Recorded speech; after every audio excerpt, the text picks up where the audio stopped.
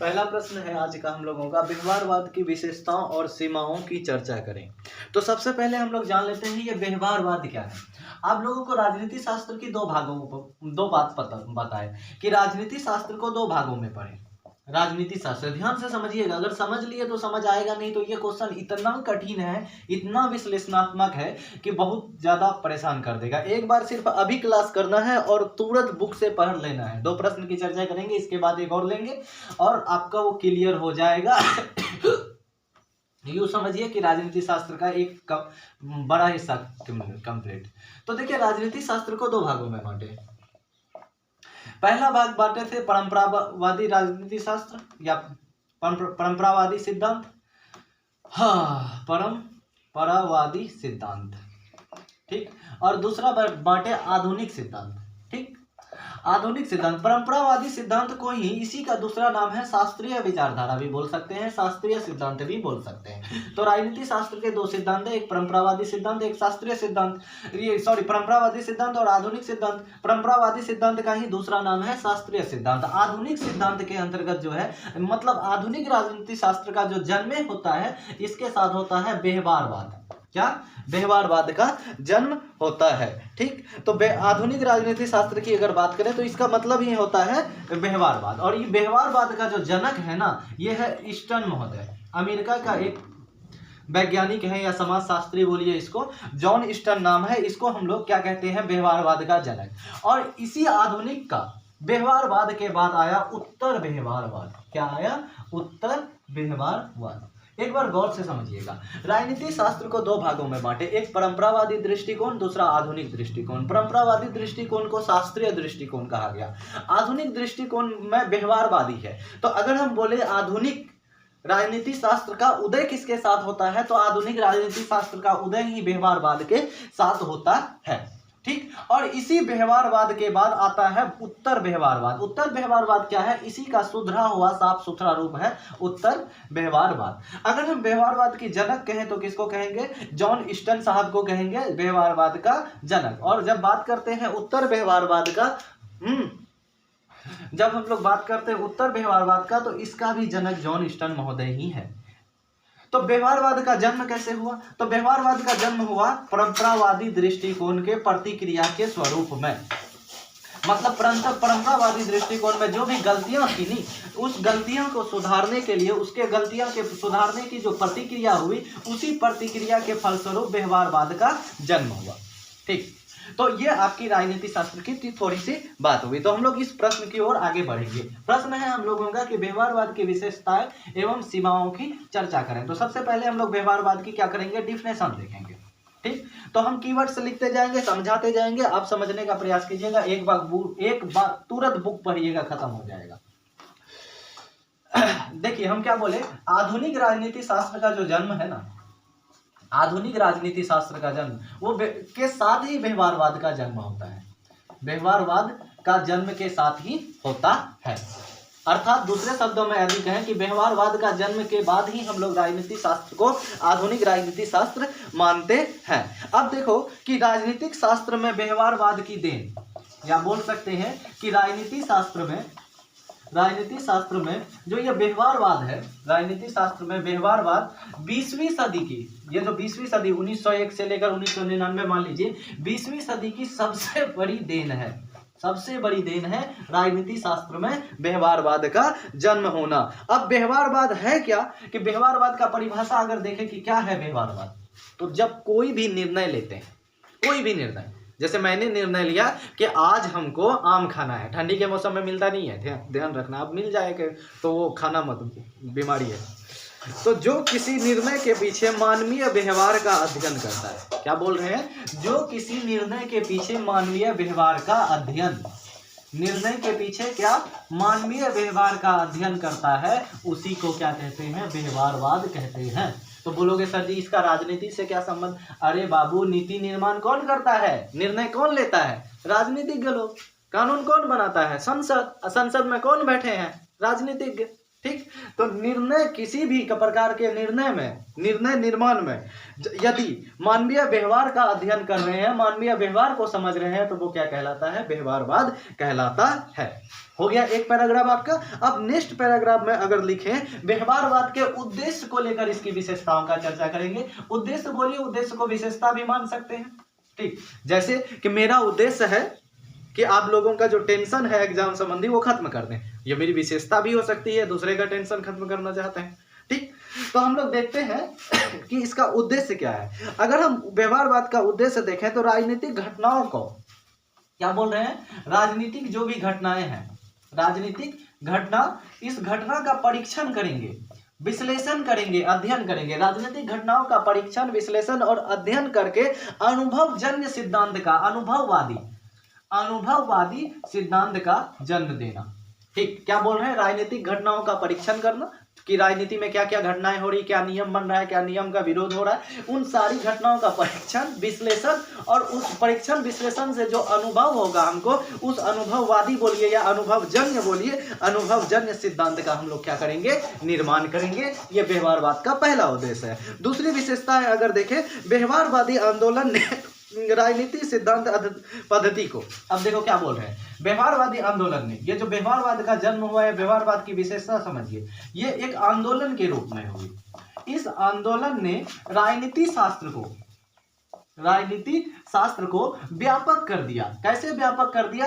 इसका संबंध अलग अलग विषय से जोड़ देता है। समाज शास्त्र से इसका संबंध जोड़ देता है, मानव शास्त्र से इसका संबंध जोड़ देता है, मनोविज्ञान से इसका संबंध जोड़ देता है। तो यह हुआ व्यवहारवादी आंदोलन का राजनीति शास्त्र का जो है क्षेत्र व्यापक करता है। व्यवहारवादी आंदोलन राजनीति शास्त्र के क्षेत्र को व्यापक करता है, इसके विषय क्षेत्र को बढ़ाकर इसे समाज शास्त्र, मानव शास्त्र, मनोविज्ञान आदि विषयों को करीब लाने का प्रयास करता है, मतलब इन सभी से जोड़ने का प्रयास करता है व्यवहारवाद। अगली विशेषता अगर देखें तो सरकार एवं राजनीति संबंधी तमाम घटनाओं को, देखिए सरकार और राजनीति की संबंधित जितने भी घटनाएं हैं, सरकार से संबंधित हो या राजनीति से संबंधित हो, ये सभी घटनाओं को परीक्षण से जोड़कर प्रेरित करता है। प्रेरित करने का मतलब उसे अपने अनुसार बदलता है। कौन? व्यवहारवाद। प्रेरित करके क्या करता है? इसके परीक्षण योग्य मानव व्यवहार, मानव का वैसा व्यवहार जिसे आप देख सकते हैं, समझ सकते हैं, परीक्षण योग्य मानव व्यवहार के रूप में व्यक्त करने का प्रयास किया जाता है। तो हम क्या बोल रहे हैं? सरकार और राजनीति संबंधित जितनी भी घटनाएं हैं उन्हें प्रेरित करके प्रेक्षण योग्य यानी घटनाओं में या प्रेक्षण योग्य सिद्धांतों में व्यक्त करने का प्रयास करता है। अब देखो है अगला उद्देश्य, इसकी अगली विशेषता देखें तो यह राजनीति को विज्ञान का स्तर दिलाने का प्रयास करता है। राजनीति को क्या बनाने का प्रयास करता है? विज्ञान बनाने का प्रयास करता है। विज्ञान का मतलब क्या? प्रेक्षण, विश्लेषण, परीक्षण, अध्ययन, आंकड़ा, यही है विज्ञान ना। विज्ञान क्या करते हैं? कर्मबद्ध तरीके से किया गया प्रयोग और परीक्षण, तो ये भी तो कर्मबद्ध करता है, प्रेरित कर देता है। उसके बाद उस पर क्या करते हैं? परीक्षण करते हैं, परीक्षण करके विश्लेषण करते हैं, विश्लेषण करके सिद्धांत का निर्माण करते हैं। तो ये व्यवहारवाद क्या करता है? राजनीति को विज्ञान का स्तर दिलाने का प्रयास करता है, इसे विज्ञान के गुणों को जोड़ता है। ठीक, अगला, ऐसे सिद्धांत का प्रतिपादन जो जीवन के वास्तविक घटनाओं पर आधारित है। अभी क्या बोले कि मनुष्य के व्यवहार और में निर्णय में मनुष्य का व्यवहार, तो ये क्या है? निर्णय लेंगे, मनुष्य का व्यवहार परिवर्तित होगा, जो क्या होगा? उसकी जीवन की वास्तविक घटना है, या बोल सकते हैं कि मानव के जीवन के वास्तविक घटनाओं का अध्ययन करने का प्रयास करता है। कौन? व्यवहारवाद, या वास्तविक घटनाओं पर आधारित होती है। तो इसकी विशेषताओं को एक बार फिर से याद करें, हम क्या क्या किए। राजनीतिक घटनाओं को परीक्षण कर अनुभववादी सिद्धांत का प्रतिपादन करने का प्रयास करता है। कौन? व्यवहारवाद। राजनीतिक घटनाओं का परीक्षण करता है, परीक्षण करके अनुभववादी सिद्धांत का प्रतिपादन। दूसरा क्या कहता है? व्यवहारवादी आंदोलन जो है राजनीति शास्त्र का क्षेत्र व्यापक करता है, इसे समाज शास्त्र के अलग अलग विषय से, समाज शास्त्र, मानव शास्त्र, अर्थशास्त्र, मनोविज्ञान आदि से जोड़ने का प्रयास करता है। उसके बाद व्यवहारवाद क्या करता है? सरकार और राजनीति को प्रेरित करके परीक्षण योग्य सिद्धांतों या घटनाओं में बदलने का प्रयास करता है। उसके बाद क्या करता है? राजनीति को विज्ञान का स्तर दिलाने का प्रयास करता है। उसके बाद क्या करता है? उसके बाद करता है मानव के जीवन पर आधारित वास्तविक घटनाओं को समझने का प्रयास करता है। अगर हम इन सारे बातों को देखें तो व्यवहारवाद का प्रयोग 4 अर्थों में किया जा सकता है। देखिए उपरोक्त सारे बातों के आधार पर व्यवहारवाद का प्रयोग कितने अर्थों में, 4 अर्थों में किया जा सकता है। ठीक, तो हम लोग क्या बोले कि अब अगला पैराग्राफ में आप लिख सकते हैं कि आज व्यवहारवाद का प्रयोग 4 अर्थों में किया जाता है। कितने अर्थों में, 4 अर्थों में। पहला अर्थ इसका लिखिएगा अंतर्वैषयिक संबंध। इसमें व्याख्या क्या करना है, व्यवहारवाद आज के समय में अलग अलग विषयों से अपना संबंध स्थापित करता है, जैसे अर्थशास्त्र से, समाजशास्त्र से, राजनीति विज्ञान जो है विज्ञान तो है ही है, अर्थशास्त्र, समाजशास्त्र, इतिहास, उसके बाद आप क्या बोल सकते हैं भूगोल, मानव शास्त्र और मानव मनोविज्ञान आदि से ये अपना संबंध स्थापित करने का प्रयास करता है। उसके बाद अनुभववाद का समानार्थक के रूप में इसका प्रयोग होता है। व्यवहारवाद किसके में, अनुभववाद। अनुभववाद बोले कि विश्लेषण पर आधारित जो अनुभव हुआ, अनुभववाद के समानार्थक प्रयास करता है। अर्थात इसका क्या मतलब हुआ, ये दोनों प्रकार के अनुभववाद, एक परिष्कृत अनुभववाद, क्या बोल रहे हैं, परिष्कृत अनुभववाद, और दूसरा है अपरिष्कृत अनुभववाद को समझने का प्रयास करता है। तीसरा अर्थ अगर हम देखें तो व्यवहारवाद का तीसरा अर्थ है विशिष्ट मनोभावना का व्यक्त करता है। विशिष्ट मनोभावना, विशिष्ट मनोभावना का व्यक्त करता है, जिसका अर्थ होता है कि यह विज्ञान की ओर अग्रसर हो रहा है, जो विज्ञानवाद की ओर जा रहा है। तो विशिष्ट मनोभावना को व्यक्त करता है, जिससे ये स्पष्ट होता है कि व्यवहारवाद जो है विज्ञान की ओर बढ़ रहा है। हो गया, ठीक। उसके बाद अगला है यह एक विशिष्ट उपागम है। यह एक विशिष्ट उपागम है। उपागम का अर्थ होता है अध्ययन का तरीका। उपागम का क्या अर्थ होता है, अध्ययन का तरीका। तो यह एक विशिष्ट उपागम है। तो इस तरह व्यवहारवाद की 4 अर्थों में प्रयोग, अंतर्वैषयिक, अलग अलग विषयों से संबंध, अनुभववाद का समानार्थक, परिष्कृत और अपरिष्कृत, विशिष्ट मनोभावना जो कि विज्ञान को बताता है, विशिष्ट उपागम मतलब अलग तरीके से अध्ययन का तरीका को ये करता है। अब देखो विभिन्न अर्थों के चलते, इसमें कितने सारे अर्थ हैं, विभिन्न अर्थों के चलते, विभिन्न अर्थों के चलते व्यवहारवाद कठिन हो जाता है। विभिन्न अर्थों के चलते क्या हो जाती है, व्यवहारवाद का अध्ययन कठिन हो जाता है। और इन कठिनाई को दूर करने के लिए, इसकी जो कठिनाई है इसको दूर करने के लिए निम्न उपाय किए जा सकते हैं। अब कठिनाई को दूर करने का उपाय क्या है, अगर हम इसके कठिनाई को दूर करने का प्रथम उपाय देखें, देखिए 4 अलग अलग अर्थ हैं। इस अर्थ के चलते व्यवहारवाद क्या हो जाती है, अत्यंत कठिन हो जाता है। ठीक, जब यह अत्यंत कठिन हो जाता है तो इसकी कठिनाई को दूर करने के लिए कुछ उपाय किया जा सकता है।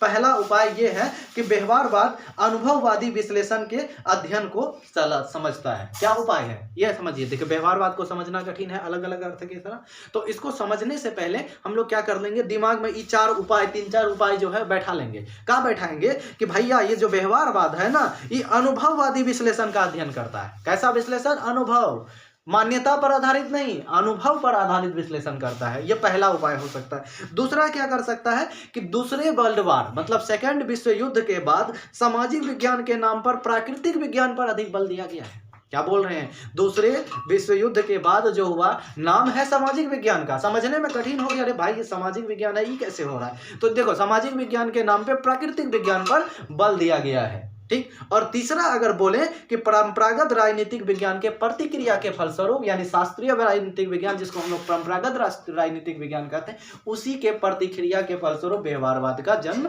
हुआ है। क्या बोले, विभिन्न अर्थों के चलते इसको समझना कठिन हो जाता है। इसकी समझने की कठिनाई को दूर करने से पहले निम्न अर्थ को हम दिमाग में लेकर या निम्न अर्थ को पहले से समझ के इसे आसानी से समझा जा सकता है। पहला क्या कि व्यवहारवाद जो है अनुभववादी विश्लेषण को बढ़ावा देता है। दूसरा क्या, द्वितीय विश्व युद्ध के बाद सामाजिक विज्ञान के नाम पर प्राकृतिक विज्ञान पढ़ा जा रहा है या समझा जा रहा है। और तीसरा क्या, परंपरागत राजनीतिक विज्ञान के विरोध में या प्रतिक्रिया में क्या हुआ, इसका व्यवहारवाद का जन्म हुआ। ठीक, इस तरह स्पष्ट है कि व्यवहारवाद आत्मपरकता के स्थान पे, जो आत्मा में मान्यता है उसके स्थान पर यह अनुभववाद के विज्ञान का आधार बनता है। आत्मपरकता के स्थान पर क्या बनता है, अनुभववाद का स्थान। तो ये विशेषताएं इनकी हो गई। अब थोड़ा सा इसकी सीमाएं देख लेते हैं, क्या क्या सीमाएं हैं। तो देखेंगे इनकी सीमाएं क्या क्या है। गौर से समझिएगा, बहुत आसान हो जाएगा, नहीं तो यह विषय इतनी कठिन है ना, पचेगा नहीं जल्दी। तो पहला हम लोग बोलते हैं इसकी सीमाएं क्या है व्यवहारवाद की। तो देखो मूल्य निरपेक्षता, इसका कहता है कि मूल्य निरपेक्षता इसका सिद्धांत है, लेकिन ये मूल्य निरपेक्ष रह नहीं सकता है। अभी समझाएंगे क्या है ये मतलब इसका। उसके बाद क्या और कैसे के साथ लक्ष्य को भी प्रभावित कर देता है। क्या, कैसे और लक्ष्य को भी प्रभावित कर देता है।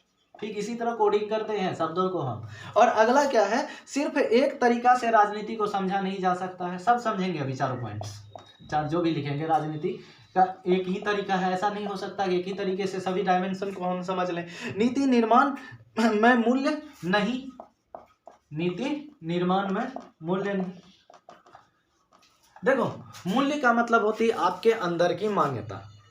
जैसे अगर मान लीजिए आप में से किसी ने मान लिया कि प्रभास कुमार जो है ना वो बहुत ज़्यादा बोलता है, ज़रूरत से ज़्यादा बोलता है, मान लिया बस। तो अगर हम भर दिन में एक ही बार बोल रहा हूँ और उसने उसी समय सुन लिया जिस वक्त मैं बोल रहा हूँ, तो हो गया ना बाबू, वो उसकी मान्यता फिट हो गई। तो मूल्य का मतलब आपने जो मान लिया वही है आपका मूल्य। देखो इतिहास और विज्ञान के लिखते वक्त ऐसी मान्यता रही है कि जो इतिहासकार के अंदर जो मूल्य होती है ना, अंत में वो इतिहास को वही सिद्ध कर देता है। अगर किसी इतिहासकार ने पहले से मान लिया, अंदर में भावना बैठी हुई है कि इतिहास जो है बकवास विषय है, तो अंत में पूरा किताब के लास्ट में सिद्ध कर देगा कि बकवास विषय है। अगर किसी ने मान लिया नहीं भाई इतिहास विज्ञान है, तो सिद्ध करते करते लास्ट में वो सिद्ध कर देगा कि इतिहास विज्ञान है। तो वही चीज है मूल्य। ये व्यवहारवाद में क्या है कि मनुष्य की जो मान्यता है वो बच नहीं सकता है, जबकि व्यवहारवाद कहता है कि किसी एक की मान्यता नहीं होनी चाहिए, सबकी मान्यता होनी चाहिए। लेकिन व्यवहारवाद मूल्य निरपेक्षता का सिद्धांत मानता है कि किसी एक का नहीं हो, लेकिन कहीं ना कहीं ये मूल्य पर आधारित हो ही जाती है। ये इसकी सीमाएं हैं। दूसरी सीमाएं, व्यवहारवाद का जो मूल्य है ये क्या होना चाहिए, कैसे होना चाहिए, इसको तो प्रभावित करता ही है, लेकिन जो लक्ष्य अंत में निर्धारित होता है लास्ट में, वो भी प्रभावित हो जाता है। अब देखिए राजनीति शास्त्र एक व्यापक विषय है, तो सिर्फ एक व्यवहारवादी दृष्टिकोण से समझना ये भी एक मूर्खता है। सिर्फ एक दृष्टिकोण से संपूर्ण राजनीति शास्त्र को नहीं समझा जा सकता। अगली अगर बोले तो नीति निर्माण में मूल्य निरपेक्ष नहीं रह पाता है, बात खत्म। ठीक, तो ये सारी चीजें आपकी व्यवहारवाद की विशेषताएं। तो हम लोग चलते हैं नेक्स्ट क्वेश्चन। नेक्स्ट क्वेश्चन हम लोगों का जब देखिए क्या है। तो अगला प्रश्न है हम लोगों का व्यवहारवाद की शास्त्रीय आलोचना के रूप में। शास्त्रीय आलोचना के रूप में उत्तर व्यवहारवाद का परीक्षण कीजिए या उत्तर व्यवहारवाद के गुणों का चर्चा कीजिए, विवेचना कीजिए, जो भी पूछ रहा है। तो आपको हम बोले थे शास्त्रीय मतलब परंपरावादी, जो पहले से आ रहा है। पिछले क्लास में हमने बताया कि 1960 से पहले का राजनीति विज्ञान शास्त्रीय राजनीतिक विज्ञान कहलाता था, और 1960 के बाद का राजनीतिक विज्ञान आधुनिक राजनीतिक विज्ञान कहते हैं, जिसको व्यवहारवाद भी कहा जाता है। इसी व्यवहारवाद का अगला जो है रूप क्या कहलाता है, उत्तर व्यवहारवाद कहलाता है। तो शास्त्रीय जो राजनीतिक विज्ञान है इसको हम लोग परंपरावादी राजनीतिक विज्ञान भी कहा जाता है। यहाँ तक बातें स्पष्ट है। आपको व्यवहारवाद का इसी वीडियो में पहले क्या बताया कि इसी क्लास में कि व्यवहारवाद का परिभाषा क्या है कि नीति निर्माण में मानवीय व्यवहार को शामिल करना व्यवहारवाद कहलाता है। ठीक, तो अब देखिए कि ये शास्त्रीय आलोचना के रूप में ये व्यवहारवाद भी और उत्तर व्यवहारवाद भी क्या है, तो इसी के बारे में परीक्षण करना है। परीक्षण करने का तात्पर्य है अच्छाई बुराई सब बताना, लेकिन आलोचना का मतलब होता है कि उसकी कमी को दिखाना। आलोचना एक नेगेटिव शब्द होते हुए भी पॉजिटिव शब्द है। आलोचना का मतलब होता है कि कमी बताना लेकिन बुराई नहीं करना। ठीक, कि ये चीजें होती तो और ज्यादा अच्छा होता, ये है आलोचना। तो देखते हैं कि हमने क्या बोली कि इसका आंसर अगर हम बोलें कि द्वितीय विश्व युद्ध के बाद, सेकेंड वर्ल्ड वार के बाद राजनीतिक विज्ञान के परिभाषा, अर्थ और क्षेत्र में काफी बदलाव आया। क्या बोल रहे हैं, सेकेंड वर्ल्ड वार के बाद राजनीतिक विज्ञान के परिभाषा में, अर्थ में, क्षेत्र में काफी ज्यादा बदलाव देखने को मिलता है। द्वितीय विश्व युद्ध के बाद राजनीतिक विज्ञान के परिभाषा, अर्थ और क्षेत्र में काफी बदलाव आया। ठीक, एक इसके बाद इसी बदलाव ने एक नए दृष्टिकोण को जन्म दिया जिसे हम लोग व्यवहारवाद कहते हैं। इसी बदलाव ने एक नए दृष्टिकोण को जन्म दिया जिसे हम व्यवहारवाद कहते हैं, व्यवहारवाद कहते हैं। अब देखेंगे वस्तुतः व्यवहारवाद का जो जन्म हुआ है, ये व्यवहारवाद का जो वास्तव में जन्म हुआ है, ये जन्म हुआ शास्त्रीय विचारधारा यानी परंपरागत विचारधारा के प्रतिक्रिया के फलस्वरूप इनका जन्म हुआ है। ठीक, तो यहाँ तक बातें स्पष्ट रही। सेकेंड वर्ल्ड वॉर में राजनीतिक जो शास्त्र है उसकी परिभाषा, सिद्धांत, अर्थ क्षेत्र में काफ़ी ज़्यादा बदलाव देखने को मिलता है। इसी बदलाव ने एक नए दृष्टिकोण को जन्म दिया जिसे व्यवहारवाद कहते हैं। व्यवहारवाद का जन्म की अगर वास्तव अर्थ देखें तो ये शास्त्रीय प्रतिक्रिया विचारधारा के प्रतिक्रिया के फलस्वरूप होता है। ठीक, या तो कोई दिक्कत नहीं ना। ये नई व्यवहार दृष्टिकोण जो है ये व्यवहारवाद के बाद अब हम क्या बोले, उत्तर व्यवहारवाद। अब अगला पैराग्राफ में लिखना है, जबकि उत्तर व्यवहारवाद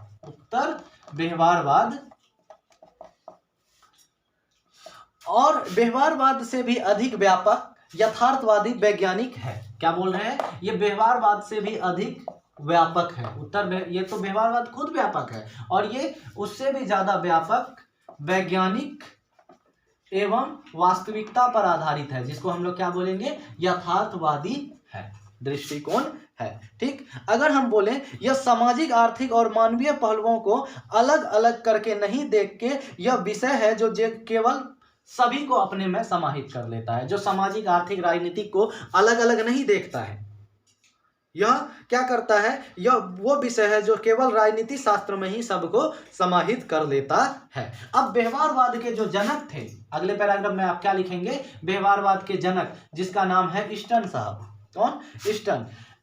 इन्होंने कहा, क्या कहा कि पिछली क्रांति पूर्णता होने से पूर्ण ही संकट से घिर गई। देखो, व्यवहारवाद का जनक ईस्टन साहब, उत्तर व्यवहारवाद का जनक उत्तर ईस्टन साहब। तो जब व्यवहारवाद व्यापक अर्थ पे पहुंचा ही, ये फल फूल रहा ही था, इसी वक्त इन्होंने अपने ही सिद्धांत व्यवहारवाद को काटते हुए, नकारते हुए क्या किया, उत्तर व्यवहारवाद की मान्यता दे दी। मतलब खुद को गलत साबित किया और मान्यता दे दी। तो लोगों ने पूछा, भैया ईस्टन ऐसा क्यों कर रहे हो?